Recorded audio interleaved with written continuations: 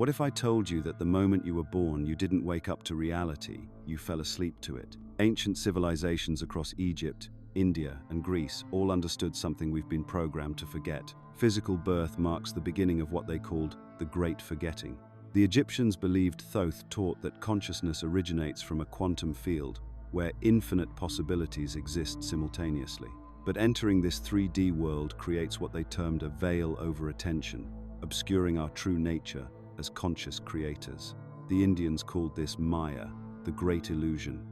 Not mystical nonsense, but a sophisticated understanding that our solid reality functions as a quantum construct designed to limit our awareness. Modern physics now confirms this through observer effect and wave-particle duality. Matter only becomes real when observed. Since the 1400s, this knowledge has been deliberately buried in temple mysteries because it reveals something revolutionary. Reality responds to consciousness, not the other way around. The secret to accessing this isn't hidden in ancient texts. It's encoded in something you carry every single day without realizing its true purpose. Picture this. You're lying in absolute darkness. No sound penetrates the thick stone walls around you. The air is still, almost heavy with silence. Your body rests on cold stone, and gradually, something extraordinary begins to happen. Everything you thought you were starts to dissolve. This wasn't some mystical fantasy. This was the deliberate, calculated process used in ancient Egyptian temples, Greek mystery schools, and initiatory chambers across civilizations that understood something we've completely forgotten. They knew that your everyday identity, the collection of thoughts, roles, and stories you call yourself, is actually a constructed prison that blocks your natural quantum awareness.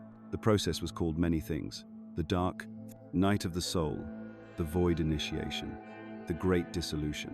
But the mechanics were always the same. Initiates were placed in complete sensory deprivation chambers, sometimes for days, to force what neuroscientists today recognize as a controlled ego death experience. Here's what actually happens in your brain during this process and why it's so powerful. Your sense of self, that voice in your head constantly narrating your life, depends entirely on external input to maintain its structure. Think about it. When you wake up each morning, you immediately start reinforcing who you are through sensory experience. You see your reflection, hear familiar sounds, feel your body in familiar surroundings. All of these inputs feed the neural networks that maintain your self-concept, but remove all external stimuli, and something fascinating occurs.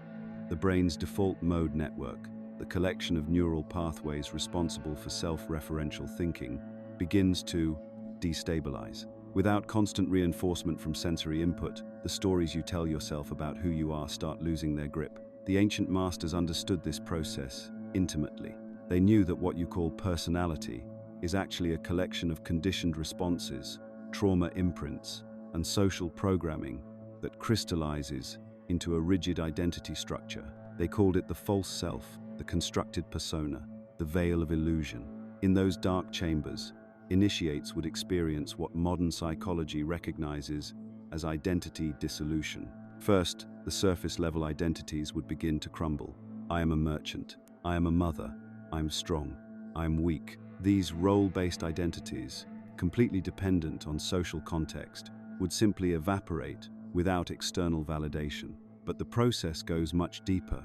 As hours pass in complete sensory deprivation, the more fundamental identity structures begin to dissolve.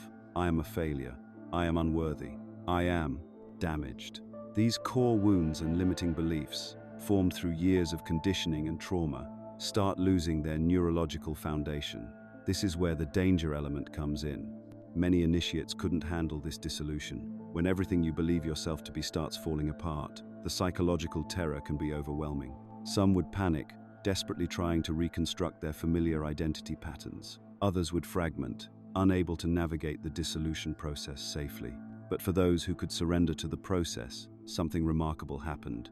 Beneath all the constructed identity layers, something else emerged: pure observing consciousness. The awareness that was always there, before all the programming, before all the stories, before all the trauma imprints.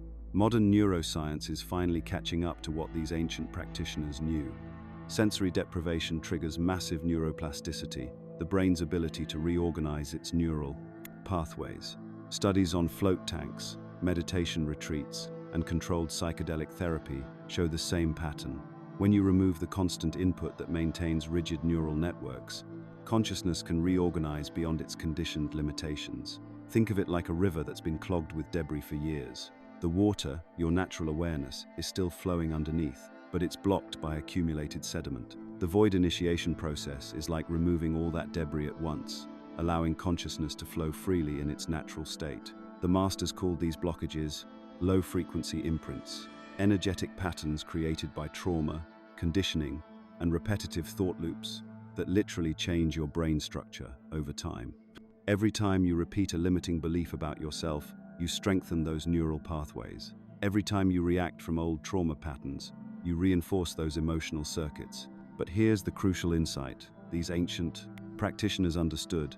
True quantum awareness doesn't come from adding new information or learning new techniques. It comes from removing everything that isn't authentically you. It's a subtractive process, not an additive one. This is why the masters required extensive emotional and energetic clearing before attempting the void initiation. Unprocessed trauma, unresolved emotional patterns, and deep psychological wounds had to be addressed first. Otherwise, the dissolution process could cause psychological fragmentation rather than liberation. They understood something that modern psychology is just beginning to recognize. Consciousness isn't produced by the brain, it's filtered through the brain. Your everyday identity acts like a lens that focuses infinite awareness into a narrow, manageable stream. But that same lens also blocks out vast ranges of perception and possibility. During the void experience, initiates would often report the same phenomenon, a moment of absolute terror as their familiar self dissolved, followed by an indescribable expansion of awareness. They would describe feeling connected to everything, understanding truths that couldn't be put into words, experiencing themselves as pure consciousness rather than a limited individual. What they were experiencing was quantum consciousness, awareness operating beyond the constraints of conditioned neural patterns. Modern quantum physicists are discovering that consciousness might actually be a fundamental feature of reality itself, not something generated by complex brain chemistry. The void initiation was designed to give direct access to this level of awareness by temporarily dissolving the neurological structures that normally filter and limit perception. It was a controlled death and rebirth process, guided by masters who had undergone the same transformation themselves. This is why understanding this ancient process matters so much for your own awakening. Every day, you're reinforcing identity patterns that may be completely limiting your natural quantum awareness. The constant stream of thoughts, social roles, and conditioned responses keeps you locked in a narrow bandwidth of consciousness, unable to access the vast potential that's always been available to you.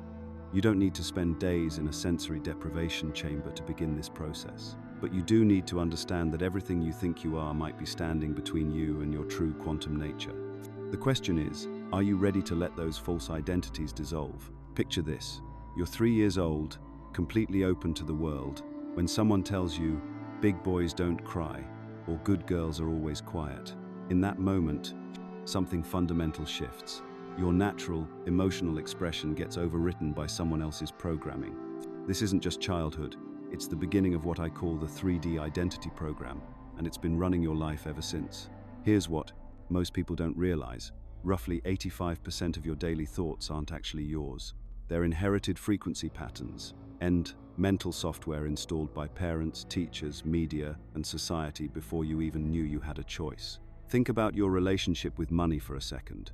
Do you believe money doesn't grow on trees, or rich people are greedy? Where did those thoughts come from? I guarantee you didn't conduct independent research on economics at age 5 and arrive at those conclusions. Your mind is essentially running background apps that you never downloaded. Just like your phone slows down when too many programs run simultaneously, these unconscious thought patterns drain your mental energy 24/7. The average person cycles through the same 60,000 thoughts daily, with 95% being repetitive loops from previous days. That's not thinking, that's mental automation. Let me give you a practical exercise that changed everything for me. Next time you catch yourself in a limiting thought, "I'm not smart enough," "I don't deserve success," "People like me don't get opportunities like that," pause and ask, is this frequency really mine, or did someone else give it to me? I tried this with my own fear of public speaking.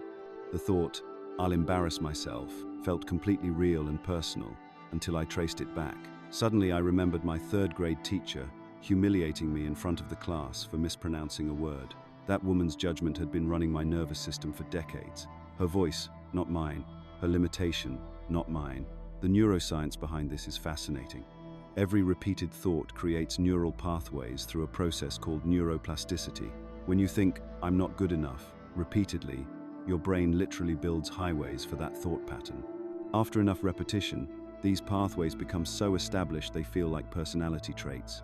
But here's the revolutionary part. They're actually learned responses, can be unlearned. This is where it gets interesting, because your ego mind will fight back hard when you start questioning these programs. It'll whisper things like, "But this is who you are," or "You'll lose your identity if you change these beliefs." The ego's job is maintaining continuity, so it treats any shift in programming as a threat to survival. But here's the truth that'll set you free. Those limiting thoughts were never your authentic self anyway. You're not losing who you are, you're finding who you actually are underneath all that borrowed mental software. I've watched thousands of people have this realization, and it's always the same pattern. They discover their emotional pain often stems from adopted beliefs rather than actual circumstances. A woman realizes her perfectionism came from her mother's anxiety about appearance. A man recognizes his workaholism is his father's voice saying, "Your worth depends on what you produce." These aren't personal flaws, they're inherited trauma patterns running on autopilot. This connects to what I call energetic sovereignty, reclaiming authority over your own mental frequency. Most people outsourced this authority so long ago they forgot they ever had it. They let news anchors determine their emotional state, social media algorithms shape their self-worth, and cultural trends define their values. But sovereignty means you choose which thoughts get processing power in your consciousness. The programming runs deeper than individual beliefs, though. We're dealing with layers of false identity created by cultural conditioning, family patterns, and societal expectations that completely obscure our natural quantum awareness. People-pleasing behavior, for instance, isn't kindness. It's a survival program installed when your authentic expression was rejected as a child. Fear of failure isn't prudence. It's risk aversion programming designed to keep you in predictable patterns. The need for external validation is particularly insidious. Social media exploited this perfectly, turning human connection into dopamine slot machines. But that hunger for approval was already there, installed early when love became conditional on performance. "I'm proud of you when you get good grades. I love how helpful you are." The message, your inherent worth, isn't enough. Why was this programming installed in the first place? Because predictable, controllable behavior patterns serve existing power structures. Consumers who buy based on insecurity are profitable. Workers who tie identity to productivity are manageable. Citizens who outsource critical thinking to authorities are governable. Your conditioning wasn't accidental, it was systematically designed to create specific outcomes. But here's where this gets exciting. Recognizing these programs is the first step toward conscious creation rather than unconscious reaction. When you catch yourself operating from borrowed beliefs, you create space between stimulus and response. In that space lives your actual power. I've noticed something profound happens when people start dissolving these identity programs. They describe moments of complete stillness, the gaps between thoughts, where the mental chatter stops completely. In these spaces, something else emerges. Something that was always there but got buried under decades of programming. This is where the real transformation begins, in the quantum space between thoughts, where your true nature has been waiting patiently for you to remember who you actually are. The question becomes, what happens when you stop running other people's mental software and start accessing your own consciousness? What emerges in the silence between programmed thoughts? That's where we're heading next, into the space where real magic becomes possible. You walk into a room and immediately feel the tension, even though everyone's smiling. You meet someone new and something deep inside whispers, "Don't trust" them, despite their perfect credentials and charming demeanor. Your phone rings, and you know exactly who it is before looking. These aren't coincidences or lucky guesses. You're experiencing what the ancient Egyptian master Thoth called the single eye, your natural quantum perception cutting through the illusion of separated reality. Most of us have felt this inner knowing countless times, yet we've been systematically trained to dismiss it. Remember being a child and instantly disliking certain adults, only to have your parents say, "Don't be rude, they're very nice."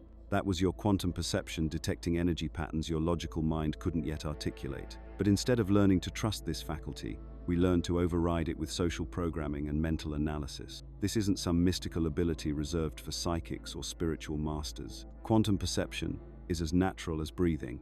It's simply how consciousness interfaces with the energetic fabric of reality before it crystallizes into physical form.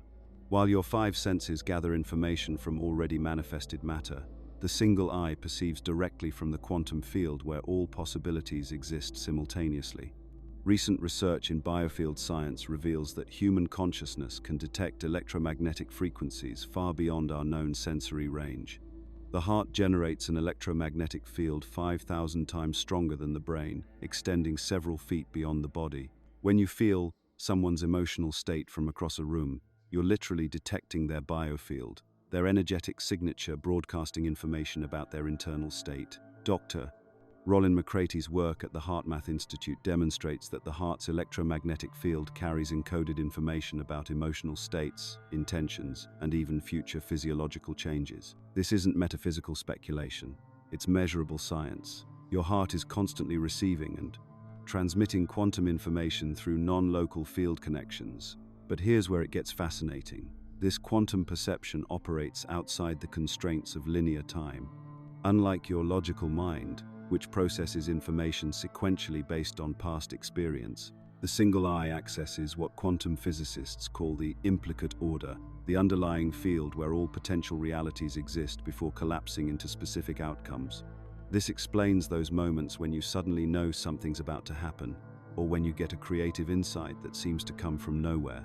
You're not predicting based on patterns. You're directly perceiving quantum possibilities before they manifest in three-dimensional reality. It's the difference between calculating where a wave might go versus sensing the deeper currents that create all waves. The ancient initiates understood this distinction perfectly.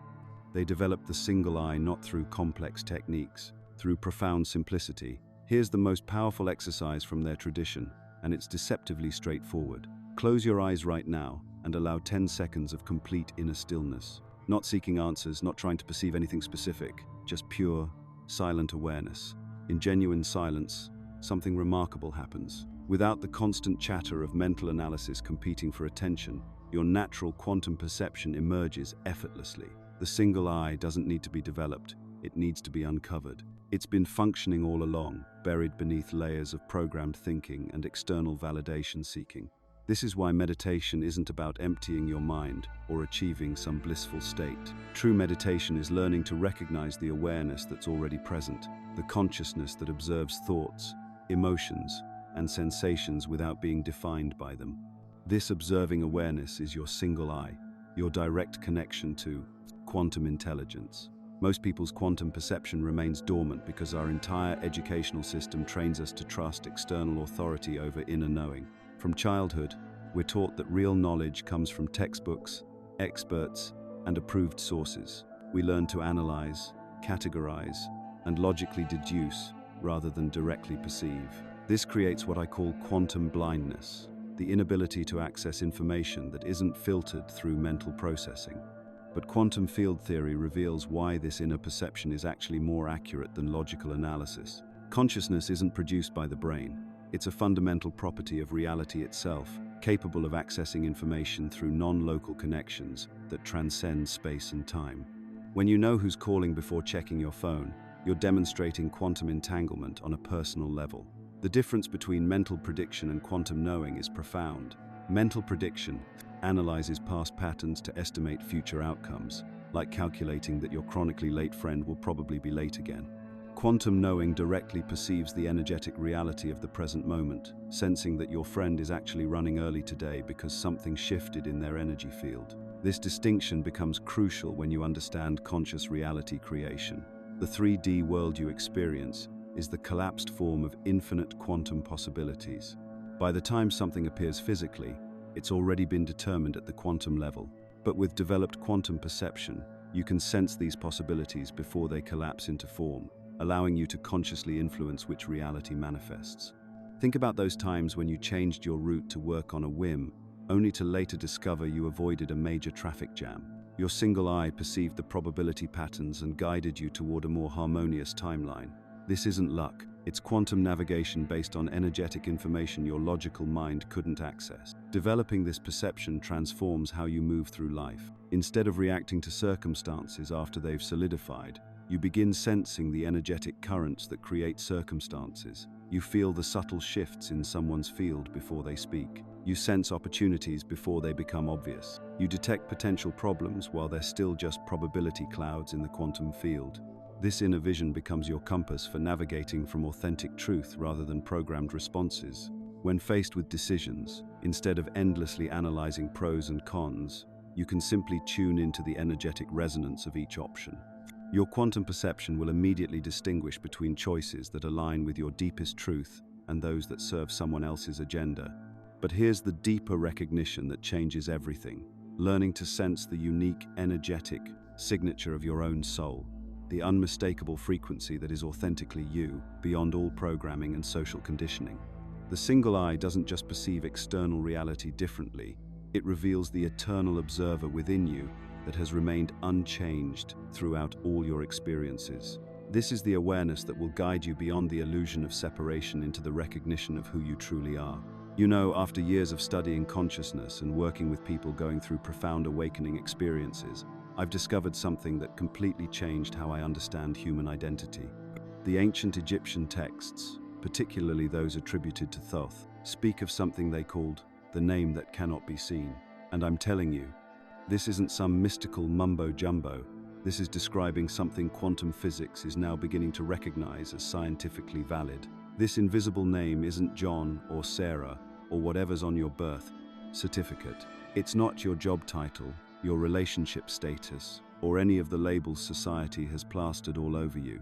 What Thoth was describing is your core electromagnetic signature, the unique vibrational frequency that makes you distinctly you in the quantum field. Think of it like your energetic fingerprint, except it's not just identifying you, it's literally calling to you every single day.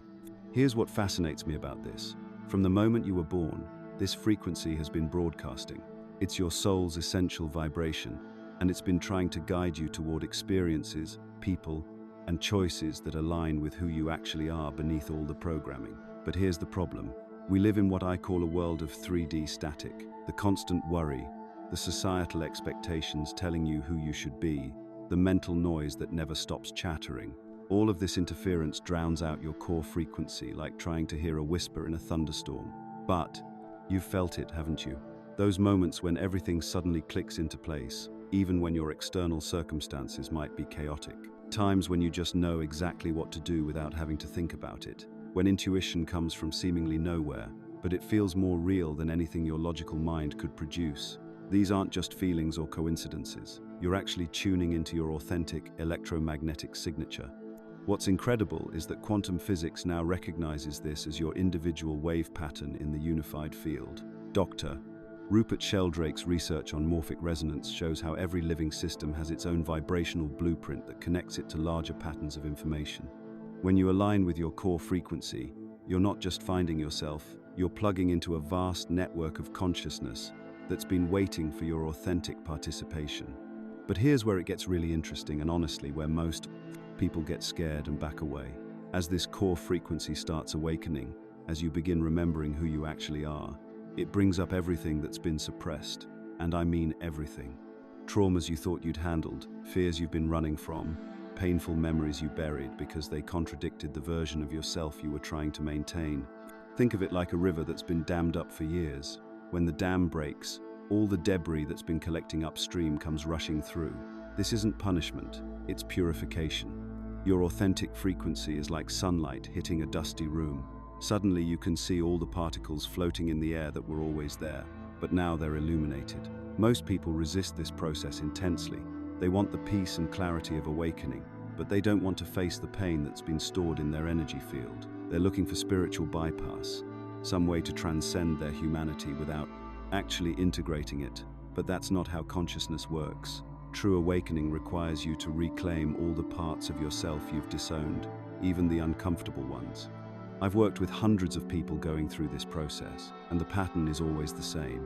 The pain only persists when you fight it. When you can observe these emotions without resistance, not trying to fix them or make them go away, just witnessing them with compassion, They literally dissolve and flow through your system, instead of remaining stuck. The neuroscience behind this is fascinating. Dr. Dan Siegel's research shows that conscious observation of emotional states actually rewires neural pathways. When you can witness your trauma responses without being consumed by them, you're literally changing your brain's architecture. The memories remain, but their emotional charge transforms from prison to simple information. This is where real liberation begins. You start recognizing, yes, happened. Yes, it was painful. But that energetic imprint doesn't define who I am now. You begin to understand that you are not the character in the story. You are the consciousness observing it. Your invisible name, your core frequency, has been patiently waiting for you to remember this truth. It's been calling you home to yourself through every intuitive hit, every moment of unexplainable knowing, every time you felt that deep resonance with something that couldn't be explained logically. The beautiful paradox is that as you clear these old patterns, your frequency becomes clearer and stronger. Like tuning a radio to eliminate static, each layer of authentic self-acceptance allows you to receive and broadcast your true signal more powerfully. You start making decisions from this centered place instead of from fear or conditioning. You begin attracting experiences and people who resonate with your actual frequency rather than your programmed personality. This is why understanding your invisible name is crucial right now. We're in a time when the old systems of identity are breaking down, and people are being called to remember who they really are beneath all the layers of social programming. Your core frequency isn't just personal, it's your unique contribution to the collective awakening that's happening on this planet. The question isn't whether you have this invisible name. You do. The question is whether you're ready to clear away the static and finally hear it calling. When you discovered your invisible name, that core frequency we explored, something remarkable began happening. You started accessing what ancient texts call the observer state. This isn't some mystical concept your mind needs to grasp intellectually. It's a fundamental shift in how consciousness operates through your daily experience. Here's what actually happens. Thoughts continue arising in your awareness, but they lose their hypnotic control over your behavior.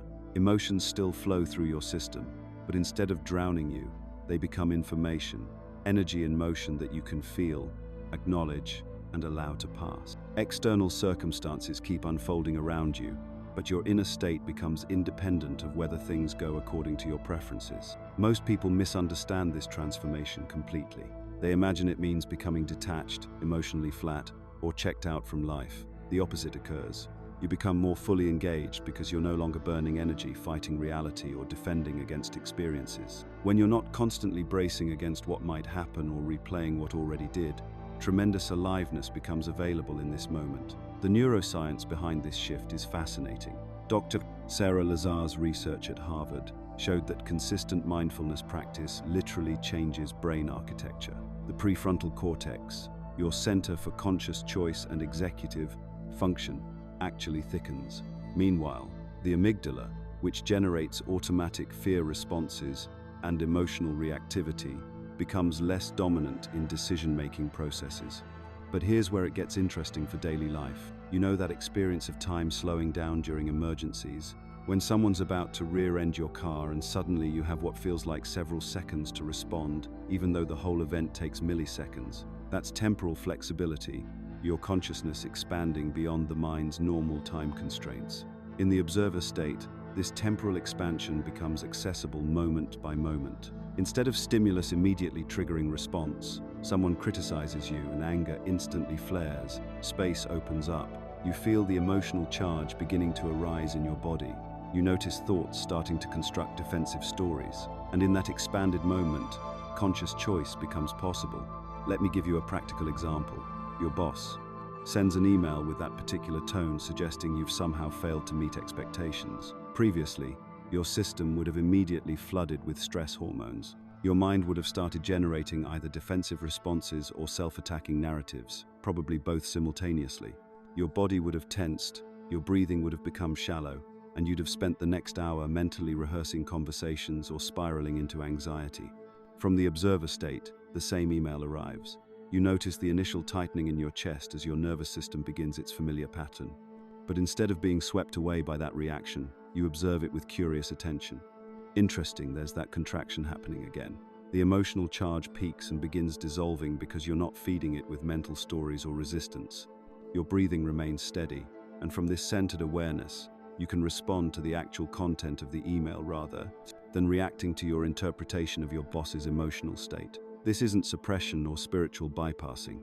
You're feeling everything fully, but you're not identifying with the temporary movements of energy as who you are. The anxiety about next week's presentation still arises, but you recognize it as anxious thoughts appearing in awareness rather than, I am anxious. This subtle shift changes everything. Maintaining this state becomes challenging in chaotic environments, rush hour traffic, impossible deadlines, interpersonal conflicts where people are projecting their unconscious patterns onto you. Your nervous system wants to match the frequency of whatever environment you're in. If everyone around you is operating from fight or flight activation, your system feels pressure to join that energetic state. This is where the three-step framework becomes essential. First, presence awareness, literally bringing your attention to where your physical body actually is right now, not where your mind is projecting into future scenarios or replaying past conversations, but here, in this chair, breathing this breath, feeling your feet touching the ground. Second, intentional stillness, creating internal space even when external noise continues. This doesn't mean sitting in meditation, though that helps. It means finding the stillness that exists at the center of whatever storm is happening around you.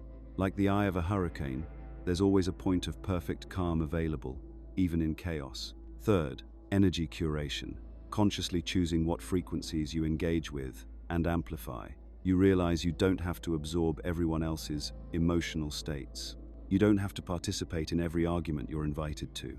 You don't have to let other people's urgency become your emergency. As you practice this consistently, daily experience transforms in ways that seem almost impossible from your previous operating system. Things that used to trigger hours of mental spinning lose their charge completely. People who could once drain your energy through drama or manipulation find they can't access that response in you anymore. Your peace becomes genuinely independent of whether external circumstances align with your preferences. The mind resists this shift intensely because it's losing its position as primary controller of your experience. It's been running the show for decades, and suddenly consciousness is taking back executive function. Watch for the ways ego mind tries to regain dominance, creating spiritual superiority, turning awakening into another achievement to collect, or generating subtle pride about how conscious you're becoming. As this observer awareness stabilizes, something even more extraordinary begins emerging. You start accessing what quantum physicists call non-local consciousness, awareness that extends beyond the boundaries of your individual identity. Past life memories might surface, not as beliefs or fantasies, but as direct knowing. You begin sensing the quantum entanglement between your consciousness and other aware beings. But here's the crucial warning nobody talks about. The spiritual ego is incredibly sophisticated. It can co-opt any awakening experience and turn it into new forms of separation and superiority. Look how conscious I am compared to those unconscious people. I've transcended emotions while everyone else is still reactive. This is just ego wearing spiritual clothing. And it's actually more dangerous than ordinary ego because it's harder to recognize. The authentic observer state includes humility, compassion, and recognition that consciousness is awakening through countless forms, not just through you. When you catch yourself feeling spiritually superior or separate from others because of your awareness, you've temporarily fallen back into ego identification. No judgment needed.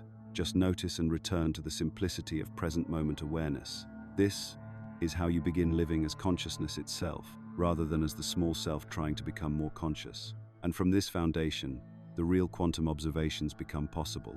You've learned to recognize the victim consciousness. You've discovered your invisible name. You've stepped into the observer state. But here's what nobody talks about in spiritual circles. There's one final trap waiting for you, and it's more insidious than anything you've encountered so far. Thoth called it the final enemy, and it's not what you think. It's not the obvious ego that keeps you stuck in victim patterns. It's the spiritual ego, the part of you that becomes proud of being awakened. And this is where most seekers get completely derailed, often without ever realizing it. Here's how it starts. You begin to see through the illusions we've been discussing. You recognize the programming. You feel your authentic frequency. You experience moments of pure awareness. And then something subtle happens. You start to feel special for seeing what others can't see. You look around at people still caught in their patterns and think, if only they knew what I know. Sound familiar? This is the spiritual ego announcing itself. and it's wearing a mask of light while maintaining the exact same separation and superiority that kept you trapped before. The warning signs are everywhere once you know what to look for. You find yourself feeling superior to people who are still asleep. You want to fix others, to wake them up, to share your insights whether they've asked or not. You judge people for being stuck in patterns you believe you've transcended. You need recognition for your spiritual growth, validation for your insights. But here's the kicker, this is actually more dangerous than ordinary ego because it's so much harder to detect. It masquerades as wisdom and compassion while creating even more separation than before. At least ordinary ego is honest about what it is. Spiritual ego convinces you that your sense of superiority is actually enlightenment. I've watched brilliant people get stuck here for decades. They become spiritual teachers or gurus, surrounded by people who validate their special status, never realizing they've simply traded one ego structure for another. They talk about oneness while maintaining an identity built on being more evolved than their students. Real enlightenment doesn't announce itself. It doesn't need validation or recognition. It simply illuminates everything around it without drawing attention to itself, like the sun that shines equally on everyone without preference or judgment. So let me give you the test questions that cut through all the spiritual bypassing. Do you need someone to change before you can truly love them? Can you see equal value in someone who's just beginning their spiritual journey compared to someone who's been on the path for decades? If someone appears completely lost in their patterns, can you maintain genuine compassion without even a trace of condescension? These questions reveal the deeper psychology at work. Spiritual ego feeds on comparison and contrast. It needs other people to be less evolved, to maintain its identity as more evolved. It's still operating from the fundamental illusion of separation, just with prettier language. The mechanism is subtle, but predictable. You have a profound spiritual experience, and instead of simply being present with it, the mind immediately creates a story about what it means about you. I'm awakening, I'm special, I see what others don't see. The experience becomes a trophy for the ego rather than a doorway into deeper presence. Here's how to starve this pattern before it takes root. Stop comparing your growth to anyone else's journey. Release the need to be spiritually special or advanced. Love people exactly as they are without needing them to change or wake up to validate your own insights.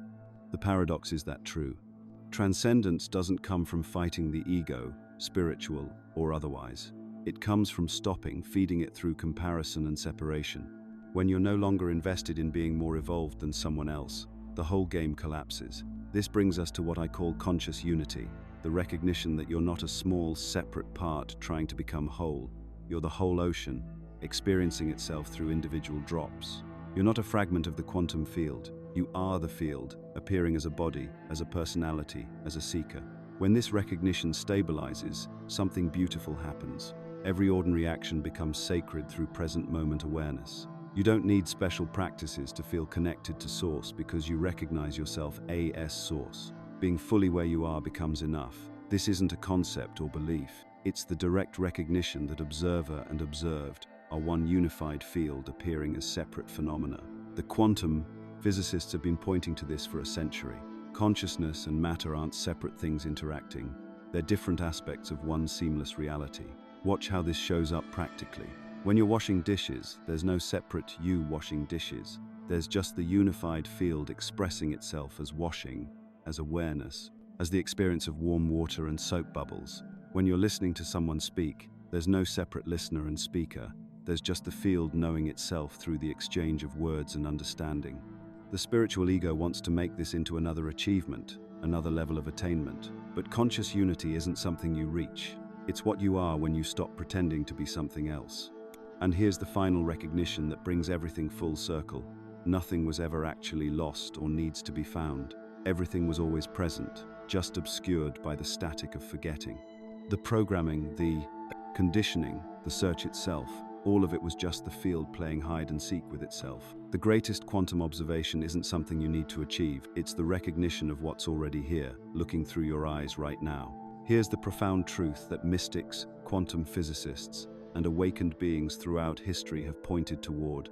When you finally remember your true nature as infinite consciousness, you become literally uncontrollable by any external force, limiting belief, or manufactured fear. This isn't metaphorical freedom, this is the complete liberation of recognizing what you actually are. Right now, take a moment to recognize something extraordinary.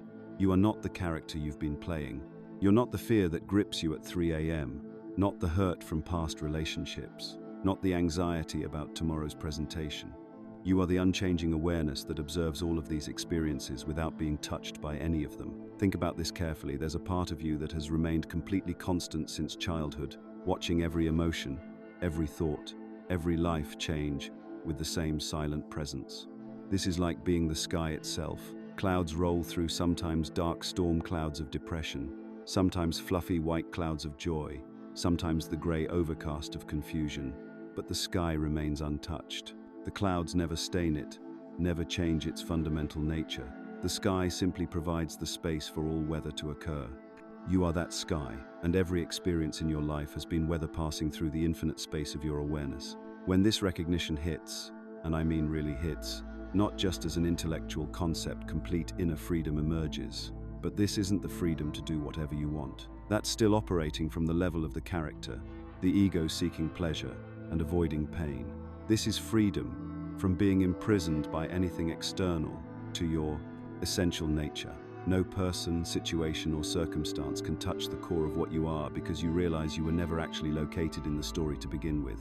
In daily life, this looks radically different from what most people experience. Emotions still arise: anger, sadness, excitement, fear, but now you know they're temporary energy movements flowing through the field of consciousness that you are. It's like watching a movie. You might get caught up in the drama for a moment, but you never forget you're sitting in the theater. The movie can't actually hurt you because you're not in the movie. This brings about the dissolution of existential fear, which is perhaps the greatest gift of this recognition.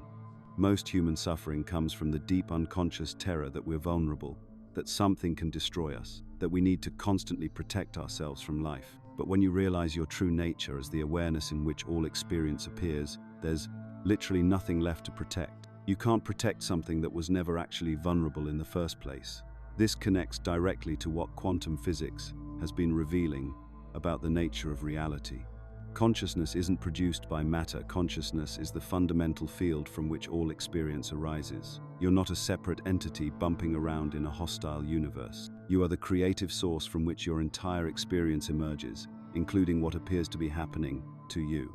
This shift moves you from victim consciousness to creator consciousness, but not in the way the self-help industry teaches it. Watch how relationships transform when this recognition stabilizes. You no longer need other people to complete you, validate your worth, or make you feel good about yourself. This doesn't make you cold or disconnected. It makes genuine compassion possible for the first time.